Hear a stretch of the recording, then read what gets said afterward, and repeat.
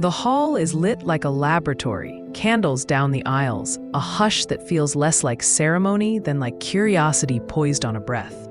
A giant score lies open, bristling with cues, and the orchestra looks oversized even before anyone plays. Harps glinting like instruments from a myth, an army of winds and brass, timpani waiting with a patient menace. The conductor is thin and hawk-eyed, hair already showing gray, face set in the intent look of a man who has staked his life on hearing what others cannot yet hear. He is both terrified and utterly sure. On the page before him, a melody coils, a little obsessive curve of notes, too simple to impress on paper, but destined to haunt. He has named it his idée fixe, because it is not just a tune, but a thought he cannot put down, a person he cannot stop imagining, the shape of a fate he cannot avoid. The downbeat falls. The world, at least for 50 minutes, will belong to Hector Berlioz. He was not supposed to arrive here. He was supposed to be a doctor in Dauphiny, son of a rational father who believed in modern science and in a well-ordered life. Berlioz tried to comply. He left La Côte Saint-André, went to Paris, enrolled in medicine, and walked into the dissecting room. There the smell and the sight, too much body, not enough person, turned him away forever. If he was to think about the heart, it would not be as muscle, but as metaphor. He defected to the conservatoire, studied composition with Lesueur, absorbed Gluck as scripture, and fell unreasonably, impractically, permanently in love with the theater, particularly Shakespeare, newly vivid in Paris through touring English actors. It was not just the plays he loved, it was an actress in them, Harriet Smithson, whose Juliet and Ophelia opened a door in him that he mistook at first for a wound. When he read Goethe's Faust, something in him recognized a fellow traveler, not a scholar in a study, but a soul impatient with the world's measured pace. Berlioz is often described as a revolutionary who used the orchestra as a laboratory and a battlefield. That is not wrong, but it misses the tenderness at the core of his audacity. He did not add instruments for spectacle alone. He added them because the existing palette could not paint the feeling he needed to show. He did not push harmony to the edge to frighten. He pushed it because honesty lives at the edge. He wrote a treatise on instrumentation, not as an abstract manual, but as a set of letters to the future. Here is how this instrument speaks when it is brave, when it is shy, when it is broken, when it prays. He wrote music criticism the way a soldier writes dispatches from a front, witty, exasperated, evangelical, merciless toward laziness, and filled with the scorn of a devotee for hacks who sell the art short. Symphonie fantastique is the piece that fixes him in public memory, and it deserves the place. He called it an episode in the life of an artist, an autobiographical hallucination in 5 movements that made program music not a polite picture, but a narrative with blood pressure. The idée fixe that winds through the work is not simply a lover's theme. It is the nerve of obsession itself, appearing as tender curiosity, as fever, as grotesque parody. In the first movement, the artist falls in love. In the second, at a ball, the melody whirls past like someone glimpsed in a mirror and lost in the next turn. In the third, in the country, the 2 shepherds' pipes answer each other and then leave the artist alone with his doubts. In the fourth, he dreams that he has murdered the beloved and is led to the scaffold. Brass growl, drums thud, guillotine falls. In the fifth, the idée fixe returns as a witch's giggle amid a witch's giggle. Sabbath, the dies irae tolling as if the Middle Ages had come to dance in an industrial city. The shock of the score in 1830 was not only its sounds, it was the way those sounds insisted on meaning. Trombones did not roar because they could. They roared because the dream had turned into a judgment. The bells were not bells. They were architecture. The low E-flat of the ophicleide, and later the tuba, was not a novelty. It was the floor of nightmare. If the story were only that he loved and suffered, it would be banal. But Berlioz transmuted private experience into public form with a kind of scientific rigor.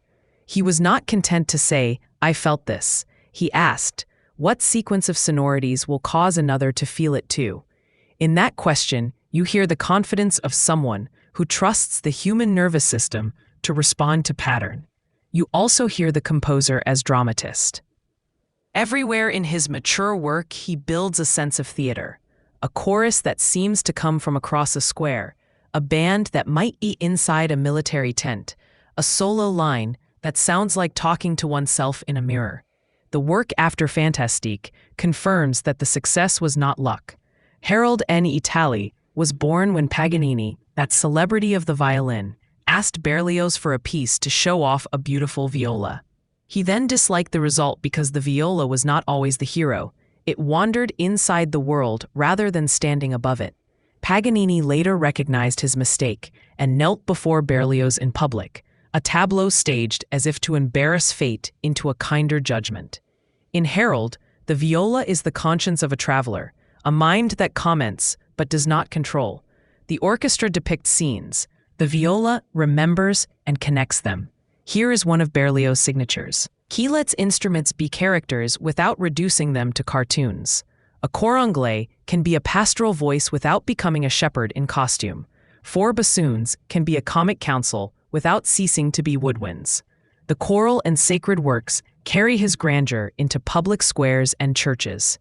The Grand Messe des Morts is too big to be pious in the modest sense. It is pious in the way a cathedral is pious, by being larger than any one life and still somehow intimate when a single line rises, steady and pleading.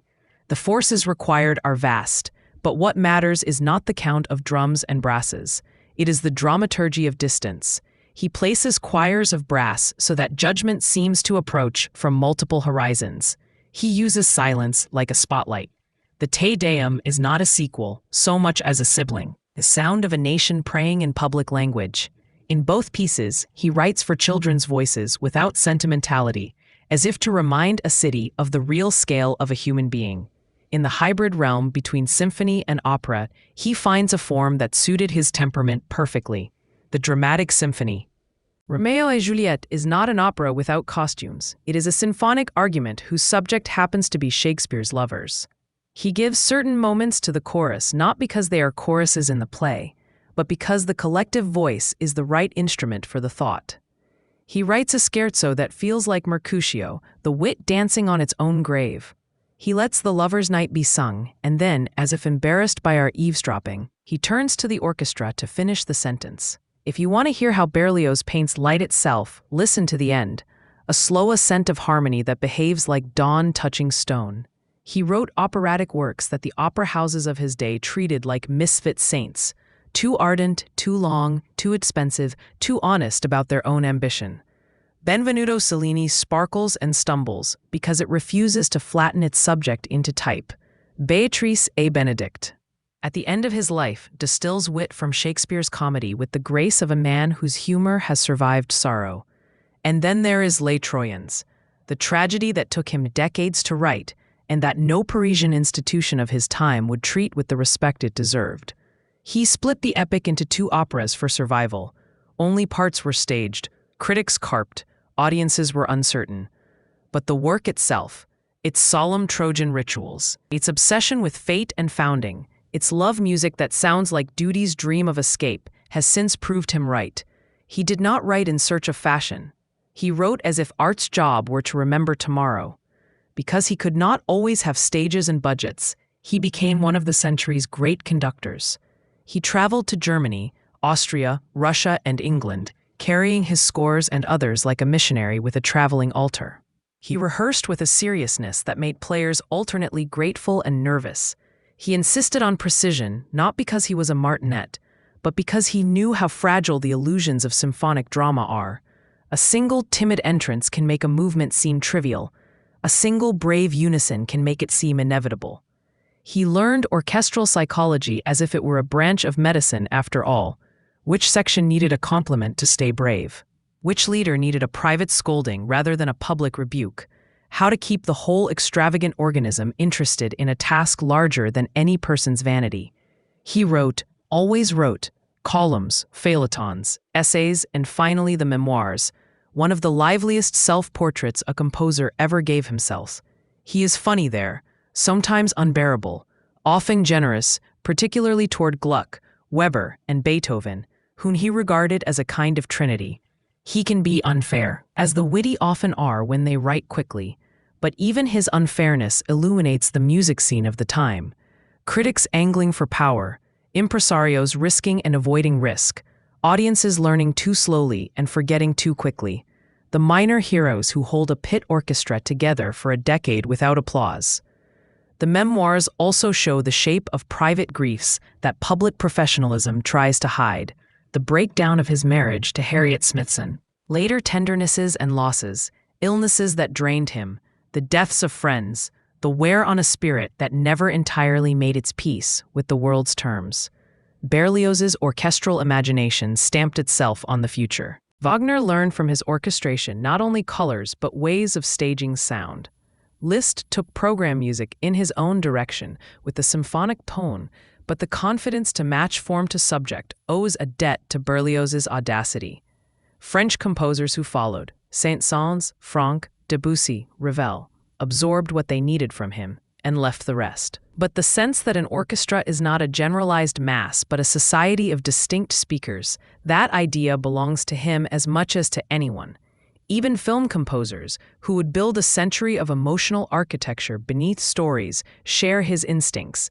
The ecstatic tremor of divided strings under a confession, the ominous brass that is not evil but the world tilting, the tam-tam that turns a transition into a revelation. He taught generations after him that a percussion stroke placed at the right moment is not effect but punctuation.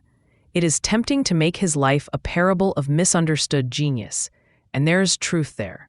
He fought for stages that would not have him. He watched smaller talents prosper. He cheered and hissed and kept writing. But the more interesting truth is that he found a way to make a life in art without the consolations of an easy market. He wrote what he must. He taught others how to play it. He traveled to those who would listen. And when Paris would not crown him, he built his own ceremonies. A city is not obligated to understand a man while he is alive. A man is not obligated to become smaller to fit a city. Between those two stubborn facts, he carved a career that looks precarious if you measure it by receipts, much less precarious if you measure it by what is played now and how audiences lean forward when it is. What is the shape of a Berlioz minute? Often it is a minute in which time seems to be doing two things at once. The bass may walk with calm steps, while the violins hover on a harmony that asks a question. The woodwinds may gossip in triplets, while the brass speak in declarative sentences. A chorus may stand like a wall while a soloist searches for a door. He builds momentum, not only by going faster or louder, but by creating parallel streams of urgency and then letting them meet. He excels at the tactic of sudden perspective. A procession that seemed grand becomes, with the entrance of a small solo instrument, simply human. A private thought becomes, with the arrival of thunderous drums, the thought of a city. He is almost cinematic in his cuts long before cinema exists. That is why he is so easy to stage in the mind. If you want single windows onto the house he built, here are a few. In Fantastique, that brief moment at the scaffold, when the idée fixe emerges in clarinet one last time, tender, as if it hasn't realized what the next bar will bring, and then the chord falls like a blade. In Harold, the way the violas line makes the boisterous march seem less like triumph than like a story someone will tell later with a sigh. In the Requiem, the quivering of strings under a choral line that climbs by steps like a pilgrim. In Romeo, the Queen Mab scherzo that makes mischief into a principle and shows what Quicksilver really sounds like. In Les Troyens, the noble, slightly archaic tread of the Trojan scenes and the intoxicating heat of Carthage. Two fates tugging at a single destiny. In Beatrice, the lightness earned by a man whose heavy pages are never heavy for long. By the end, his body was exhausted, the engine that had burned so hot for so long wearing out. He watched the city he had tried to convert remain half-converted. He could be bitter, and he had earned the right. But the music is not bitter. Even at its darkest, it is lit from within by a belief that courage in art is not a luxury. He never learned to be fashionable on cue. He learned to be himself with such intensity that fashion had to adjust later. He died in 1869, leaving a stack of pages that looked to some like monuments and to others like unfinished roads. Now the roads are crowded. Berlioz's importance is not that he was louder or stranger than his peers. It is that he was more faithful to the logic of emotion as he understood it. He trusted that a melody could behave like a person, reappear altered by experience, disintegrate under pressure, return larger than itself. He treated the orchestra not as a choir of angels, but as a city of citizens, each with rights and duties. He staged the listener's attention with the same care a playwright stages a scene.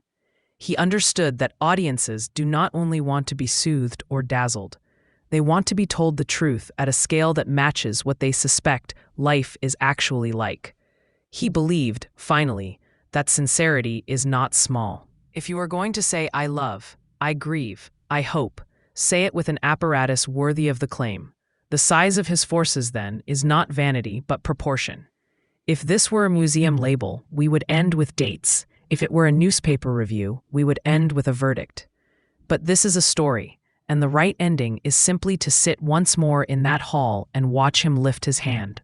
The melody returns, stubborn, brave, more complicated now that we have followed it through country afternoons and down scaffold steps and into the deranged joy of Sabbaths where the dead dance because the living cannot stop thinking about them. It is the same theme and not the same. That is Berlioz's whole argument about memory and identity. We do not repeat, we recur. And in recurrence, we either degrade or deepen. He wanted music to deepen. He believed it could. Thank you for listening to this episode of Classical Music Giants. In our next stage, we step into the dazzling, dangerous theatricality of Richard Strauss, where late romantic excess learns to speak with modern irony. Produced by Selenius Media and the Artificial Laboratory.